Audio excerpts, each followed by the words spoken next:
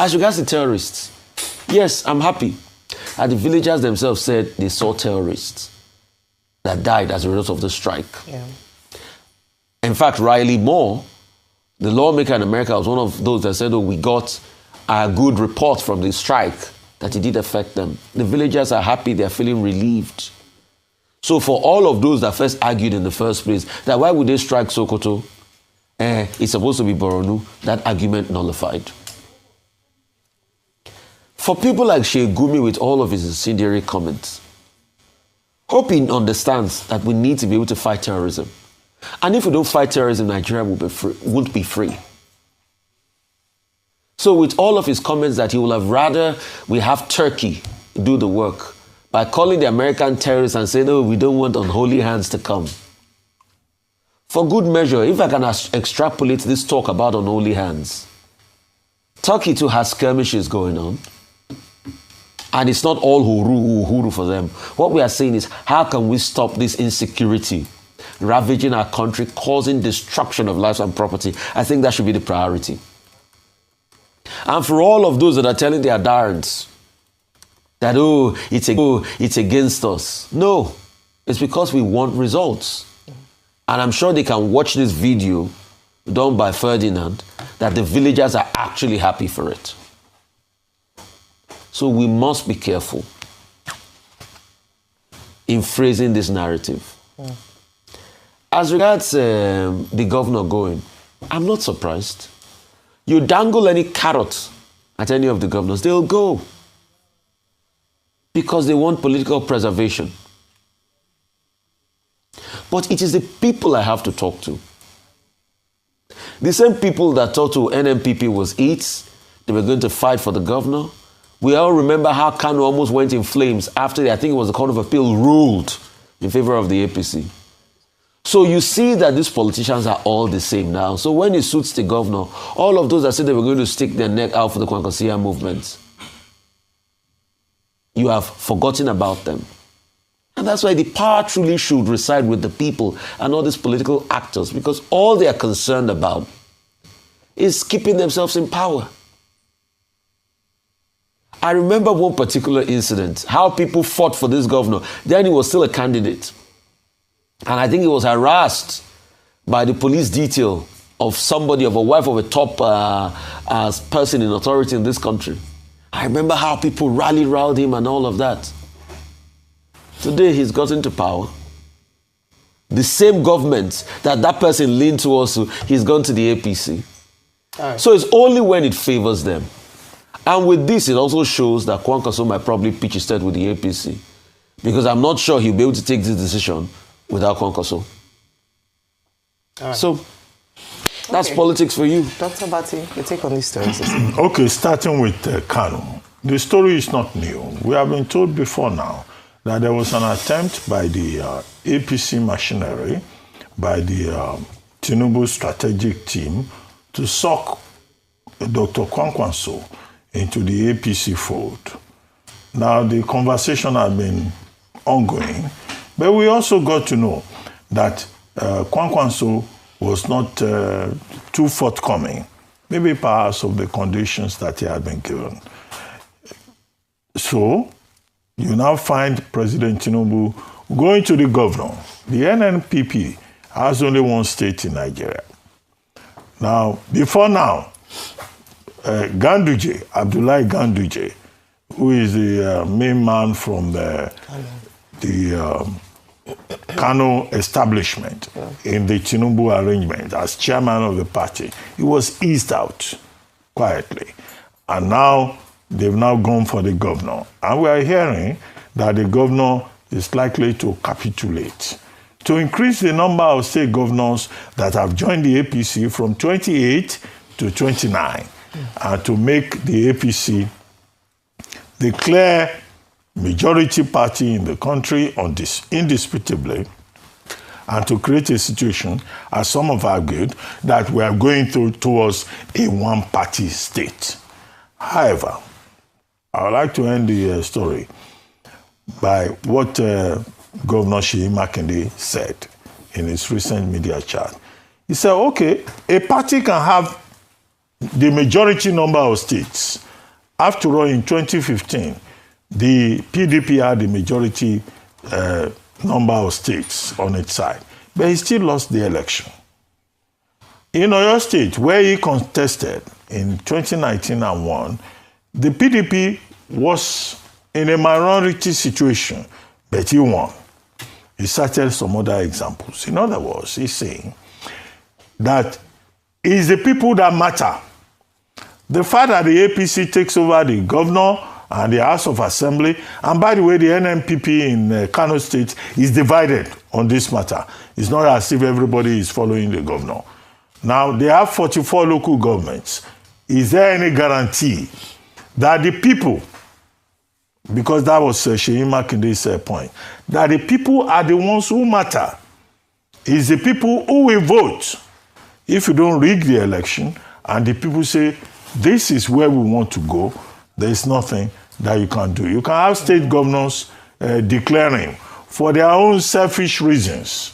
After all, the ultimate purpose of joining politics is to win, is to preserve yourself. I think it would be delusionary for most Nigerians to think that, oh, Mr. X is going into government with the way we are in this country to come and serve you. No, he's going there to serve himself and his family. This is the low point that we have reached, with the lowest 11 in our country serving the best 11, because the best 11 will not even try to go near politics. But we'll see what the outcome will be. We have not heard from Governor Yusuf of Kano State. Yeah. So the ball is in his court for him to say, oh, I'm going to the APC. Otherwise, whatever we do at this point is purely speculative. Now, that's that about that. Now, as for Tangasa residents saying that there were killings, now, in any form of military action, you must expect collateral damage. You must expect that there will be, casualties. If the United States unleashed about a dozen Tomahawk missiles, Professor Mesham, in his commentary, a leading American professor of political science, has told us in a commentary, although he says America is committing suicide because America is not omnipotent, and that Nigeria should go and sort out its problems. He was saying that one missile costs about $2 million.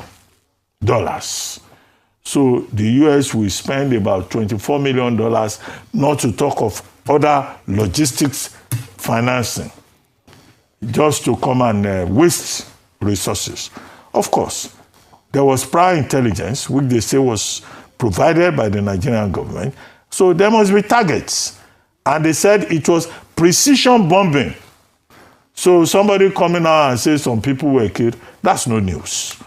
In a situation like this, there must be, collateral damages, and precision strike means that there will be damages.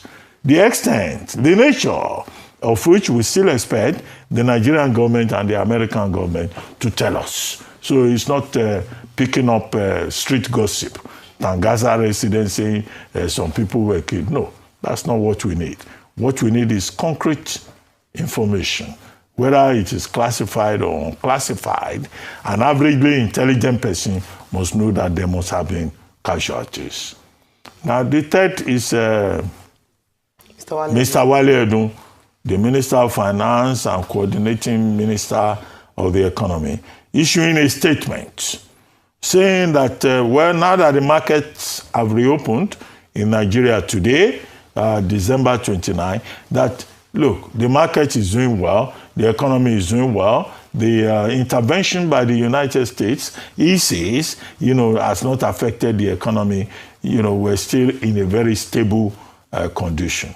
My question is, what do you expect him to say? But the truth, however, are in the details that he pointed out. That for 7 consecutive months, inflation has been going down. That 2, the stock market in Nigeria is doing very well. That 3, that the Tinubu administration is committed to dealing with whatever issues may arise, either with banditry or terrorism. 4, that the operation, the joint operation by Nigeria and the United States was about terrorism. It was not a war situation. So everything that he said, I agree with.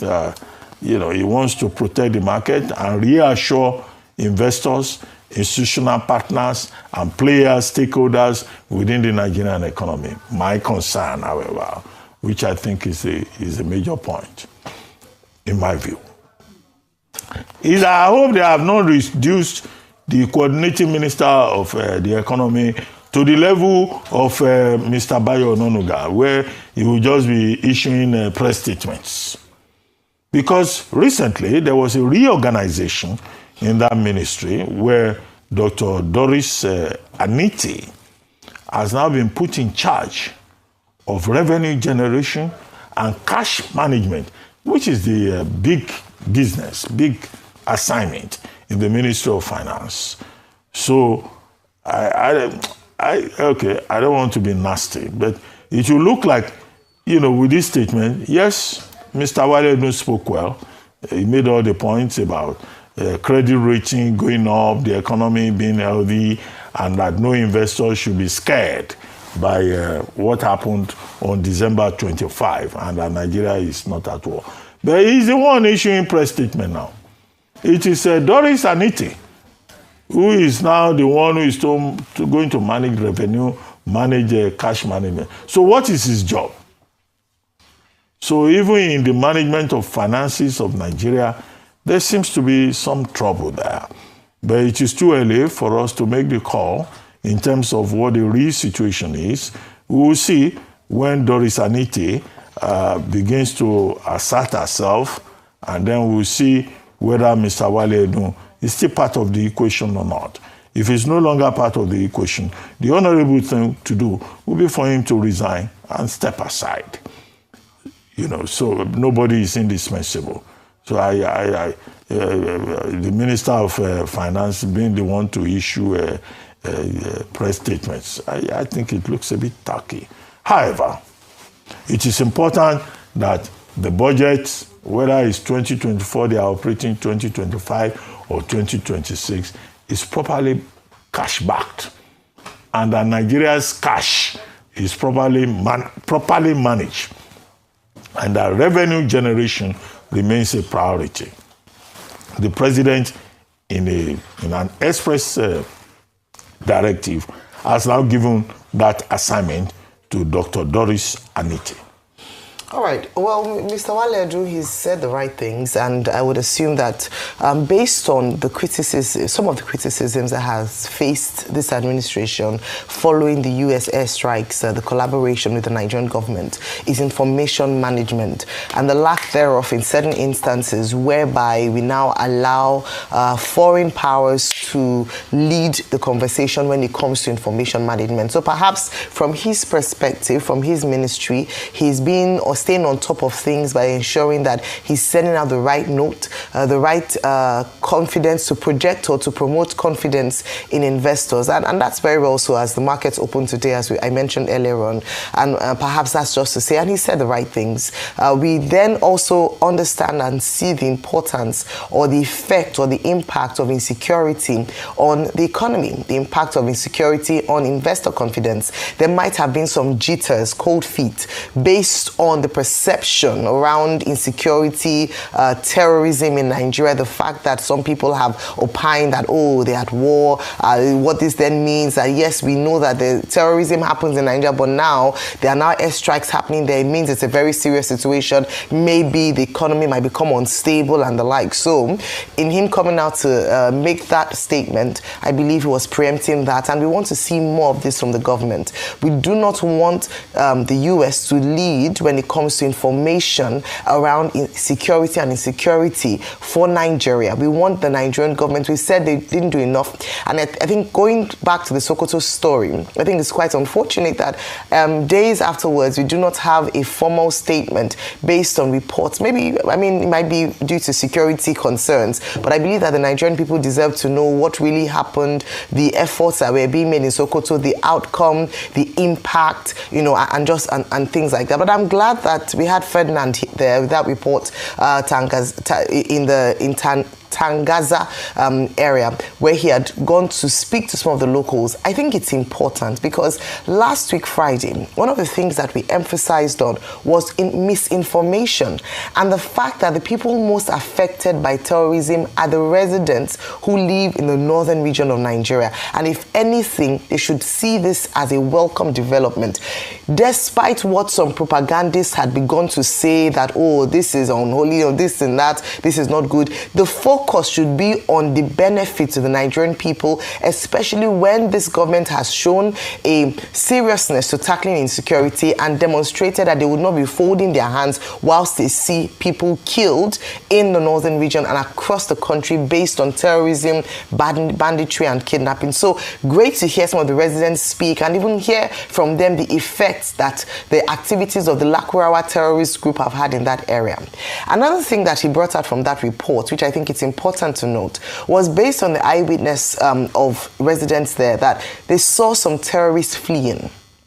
Now, when terrorists flee following airstrikes like this, they may take advantage of porous borders, weak state weakness to go into, to hide temporarily in certain areas. For the Lakurawa, Sokoto, Kebbi state that borders with Niger, this is where areas where they might disperse to. So the big question would then be, what is the Nigerian government, especially the military, doing to mop up fleeing terrorists to ensure that they don't go elsewhere, regroup, and continue their terrorist activities? And that's why in the early days, when we had talked about a collaboration between Nigeria and the United States, we had said that in addition to providing intelligence from the Nigerian side of things, the post effect, the mop-up will be done by the Nigerian military, and that's why it is important that the US works in collaboration with them. And so what we're looking at is that to ensure that they are not hiding in the forests, in the surrounding area, they are not also infiltrating, moving closer to the south, we must ensure that the terrorists who fled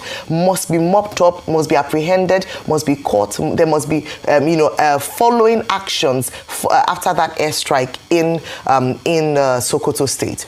As has been said, it's the first of others to come, and so we're looking forward to ensuring that as the US has worked with the Nigerian government to for precision strikes in Sokoto, we also believe that those who are fleeing as well should be apprehended. We work with our neighboring countries, especially Niger at this time, to ensure that they do not house these terrorists temporarily, for them to regroup and come back to continue, their atrocities.